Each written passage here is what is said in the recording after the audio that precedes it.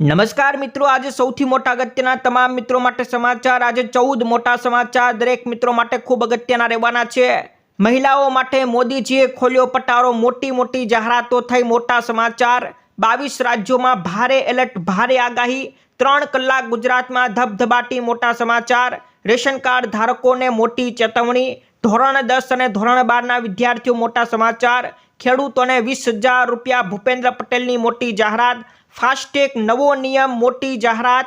ગરીબો માટે મોદીજીએ કરી મોટી જાહેરાત વગેરે તમામ સમાચાર આજના વિડીયોમાં જાણીશું। તો મિત્રો, આજે સૌથી પહેલા તમામ મિત્રો માટે સમાચાર। આજે ધોરણ 10 અને ધોરણ 12નું પરિણામ જાહેર થવાનું છે। જૂન અને જુલાઈ 2024માં જે ધોરણ 10 અને ધોરણ 12માં પૂરક પરીક્ષા આપી હતી, જે વિદ્યાર્થીઓ નાપાસ થયા હતા, નાપાસ થયેલા વિદ્યાર્થીઓએ પરીક્ષા આપી હતી, એનું પરિણામ જાહેર થવાનું છે। ધોરણ 10 અને ધોરણ 12નું પરીક્ષાનું આજે રિઝલ્ટ આવવાનું છે। ધોરણ 10 એસએસસી અને સંસ્કૃત પ્રથમ પરીક્ષા, પૂરક પરીક્ષા તથા ઉચ્ચ માધ્યમિક પ્રમાણપત્ર પરીક્ષા, ધોરણ 12ના વિજ્ઞાન પ્રવાહ, સામાન્ય પ્રવાહ, વ્યવસાયલક્ષી પ્રવાહ તમામ માટેનું પૂરક પરીક્ષાનું પરિણામ આજે બપોરે 12 વાગે એટલે કે 29/7/2024ના રોજ બપોરે 12 વાગ્યે જાહેર થવાનું છે। તો ધોરણ 10 અને ધોરણ 12ના વિદ્યાર્થીઓ માટે સૌથી મોટા સમાચાર। ત્યાર પછી 3 કલાક ધબધબાટી ગુજરાતમાં બોલાવવાની છે। હવામાન વિભાગે પોતાનું નાવકાશ જાહેર કરી દીધું છે। રાજ્યમાં હવામાન વિભાગે પોતાનો મેપ નાવકાશ જાહેર કરી દીધો છે, જેમાં રાજ્યમાં આજે 3 કલાકની અંદર વરસાદની આગાહી છે। ઓરેન્જ એલર્ટ આપવામાં આવ્યું છે। આણંદ, વડોદરા, છોટાઉદેપુર, નર્મદા, સુરત, મોરબી, સુરેન્દ્રનગર, બોટાદ, રાજકોટ, અમરેલી અને ભાવનગર આટલા જિલ્લાની અંદર આજે ઓરેન્જ એલર્ટ એટલે કે ભારે વરસાદની આગાહી કરવામાં આવી છે। બાકીના રાજ્યોની અંદર આજે યલો એલર્ટ એટલે કે હળવાથી ભારે વરસાદની આગાહી કરવામાં આવી છે। તો આજે 3 કલાક ધબધબાટી બોલાવવાની છે હવામાન વિભાગની આગાહી છે। ત્યારે 22 જિલ્લાઓની અંદર ભારેથી અતિ ભારે વરસાદ ભારતીય હવામાન વિભાગે મોટી આગાહી કરી છે। ગુજરાતના અનેક વિસ્તારોમાં વરસાદી પાણીના કારણે જીવન અસ્તવ્યસ્ત બન્યું છે। એવામાં હવે હવામાન વિભાગે સોમવારે ગુજરાત સહિત દેશના 22 રાજ્યોમાં વરસાદ પડશે એવી મોટી આગાહી કરી નાખી છે। હવામાન વિભાગે સોમવારે ગુજરાત અને પૂર્વ રાજસ્થાનમાં ભારેથી અતિ ભારે વરસાદ પડશે એવી મોટી આગાહી કરી છે। તો ગુજરાત અને પૂર્વ રાજસ્થાન ઉપરાંત 22 રાજ્યોમાં આજે ભારેથી અતિ ભારે વરસાદ પડવાનો છે। ત્યાર પછીના મિત્રો સમાચાર। બજેટની અંદર મોદી સરકારે મહિલાઓ માટે પોતાનો પટારો ખોલી નાખ્યો છે। મહિલાઓને મોટી રાહત આપવામાં આવી છે। સૌથી મોટા આજના સમાચાર રહેવાના છે। કેન્દ્ર સરકારે મહિલાઓના નામે જે પ્રોપર્ટી ખરીદવામાં આવે છે, જે લોકોએ પોતાની મહિલાના નામે પ્રોપર્ટી ખરીદી છે, અને મોટો ફાયદો, મોટો લાભ મળવાનો છે। કેન્દ્ર સરકારે મહિલાઓના નામે ખરીદાતી સંપત્તિના રજીસ્ટ્રેશન સમયે જે સ્ટેમ્પ ડ્યુટી આપવાની હોય છે, એ સ્ટેમ્પ ડ્યુટી ઉપર રાહત આપવાની મોટી જાહેરાત કરી છે। આ સિવાય મહિલાઓ માટે બીજી પણ જાહેરાત કરવામાં આવી છે। કેન્દ્ર સરકારે 20 લાખ યુવતીઓને પોતાના પગભર કરવાનો મોટો લક્ષ્ય આ બજેટની અંદર જાહેર કરવામાં આવ્યું છે।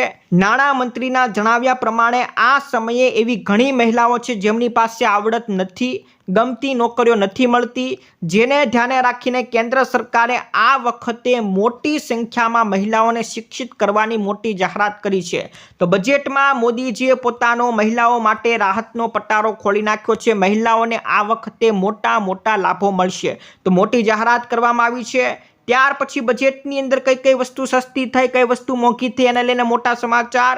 બજેટમાં આ વખતે સોનું ચાંદી સસ્તું થઈ ગયું, પ્લેટિનમ સસ્તું થઈ ગયું, કેન્સરની 3 દવાઓને સસ્તી કરી નાખવામાં આવી, મોબાઈલ ચાર્જર સસ્તા થઈ ગયા, મોબાઈલ પણ સસ્તા થઈ જવાના, લિથિયમ બેટરી સસ્તી કરવામાં આવી, ઇમ્પોર્ટેડ જ્વેલરી જેટલી પણ હોય સસ્તી થઈ જવાની, સોલાર પેનલ પણ સસ્તી થઈ જશે। ત્યાર પછી અમુક વસ્તુ મોંઘી પણ થવાની છે। કઈ વસ્તુ મોંઘી થવાની છે? સિગારેટ મોંઘી થઈ જશે, વિમાનમાં મુસાફરી કરવી મોંઘી થઈ જવાની છે, પ્લાસ્ટિકની તમામ વસ્તુઓ મોંઘી થઈ જશે, પેટ્રોકેમિકલ વસ્તુ મોંઘી થઈ જશે, ટેલિકોમ સાધનો પણ મોંઘા થઈ જશે, આયાત કરતી વિદેશમાંથી જેટલી પણ આયાતની વસ્તુ આવશે એ પણ મોંઘી થઈ જશે, મોબાઈલ રિચાર્જ પણ મોંઘું થઈ જશે। તો આ મોટી જાહેરાતો છે। ત્યાર પછીના મિત્રો સમાચાર। રેશન કાર્ડ ધારકો માટે મોટી ચેતવણી આપી દેવામાં આવી છે। તમામ રેશન કાર્ડ ધારકો સાંભળી લેજો, તમારે KYC કરાવવું ફરજિયાત છે।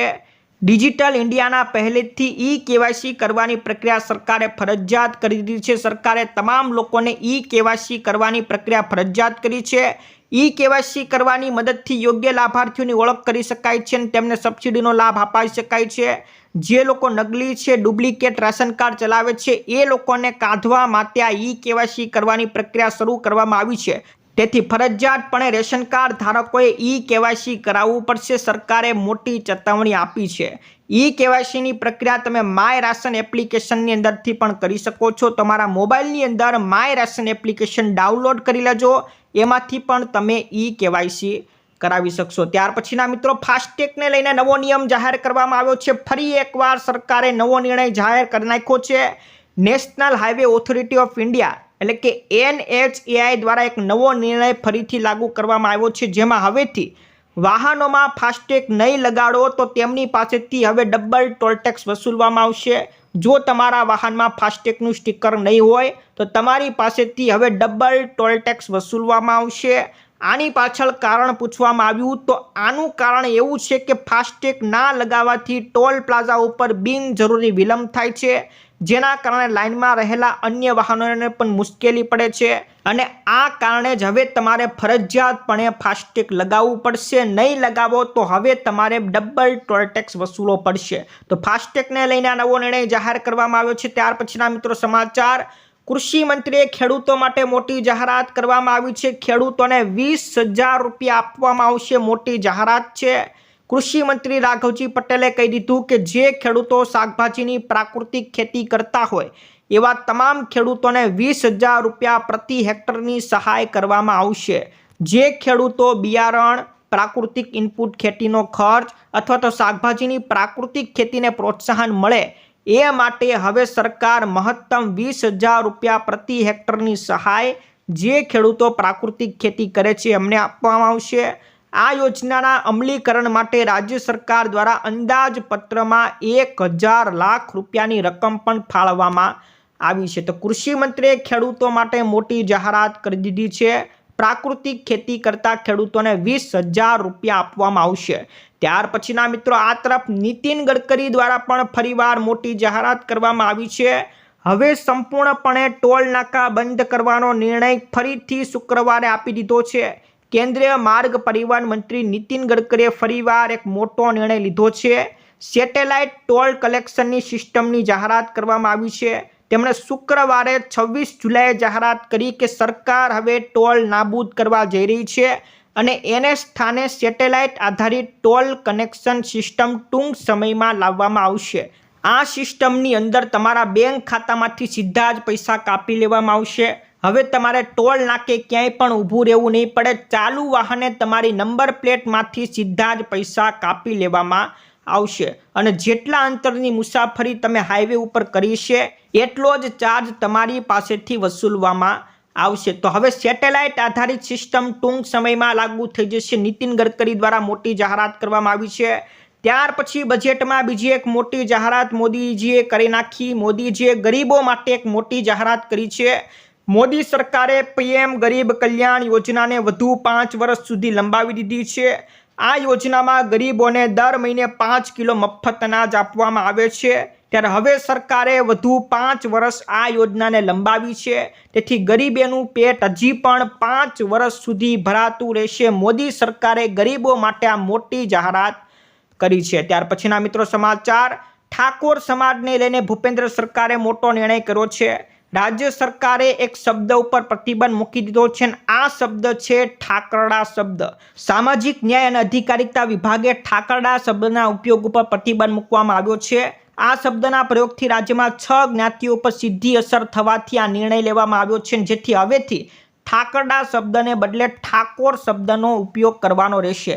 તો ઠાકોર સમાજને લઈને મોટો નિર્ણય કરવામાં આવ્યો છે. હવે તમારે ઠાકરડા શબ્દનો ઉપયોગ કરવાનો નથી. તો મિત્રો, આ હતા આજના ખૂબ અગત્યના સમાચાર, ખૂબ મોટા સમાચાર, દરેક મિત્રો માટે ખૂબ અગત્યના રહ્યા છે, ખૂબ કામના લાગ્યા છે. તો મિત્રો, આ વિડીયો ગમ્યો હોય તો વિડીયોને એકવાર લાઇક કરી દેજો. તમારા મિત્રોને ફેસબુક ગ્રુપમાં, વોટ્સઅપ ગ્રુપમાં અત્યારે મોકલી દેજો.